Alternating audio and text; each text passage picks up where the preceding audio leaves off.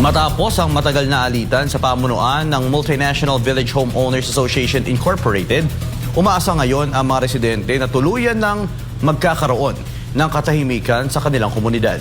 Ito'y matapos pumayag ang Department of Human Settlements and Urban Development o DSUD na sila na mismo ang mga siwa sa eleksyon ng asosasyon. Si Troy Gomez magbabalita.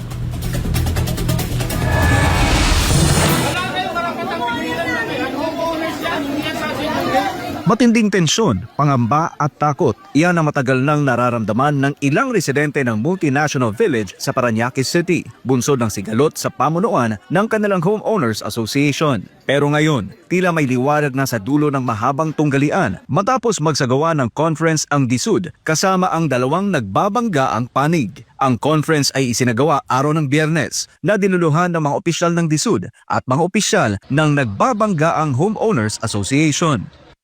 Papasalamat ako kay Secretary, special mention to Supervising Senior Undersecretary Faith Pakis, Undersecretary Molina, Director Rigor.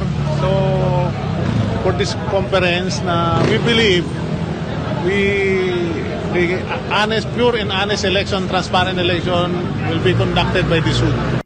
Ayon kay Templo Nuevo, mismong DSUD na ang mga ngasiwa sa buong proseso ng eleksyon mula sa pag-validate ng voters list hanggang sa pagsunod sa 2024 Implementing Rules and Regulations. If we lose, we keep quiet. They win, patahimik na lahat. Okay? For the betterment na lang ng multi ang target natin.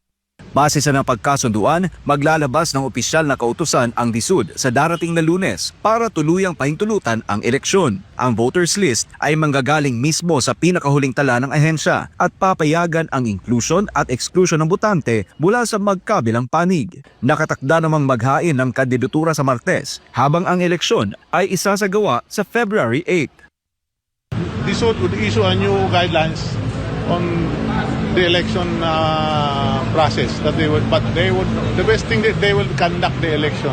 Yun lang naman ang hinahanap din nila na maging clean and honest election because Dagdag pa ni Templo Nuevo, pansamantalang ilalagay sa status quo ang mga nakabinbing kaso tulad ng disqualification cases matapos pumayag ang magkabilang panig sa naging desisyon ng DSUD. I think so. We're satisfied, me and my lawyer, and I think homeowners, if I explain to them, yun lang naman ang hinahanap din nila na maging clean and honest election. Panawagan ng kasalukuyang pamunuan at ng kanilang legal counsel sa kabilang panig, igalang ang desisyon ng DSUD at bigyang daan ang mapayapang eleksyon. Para sa Diyos at sa Pilipinas kung mahal, Troy Gomez nag-uulat, SMNI News.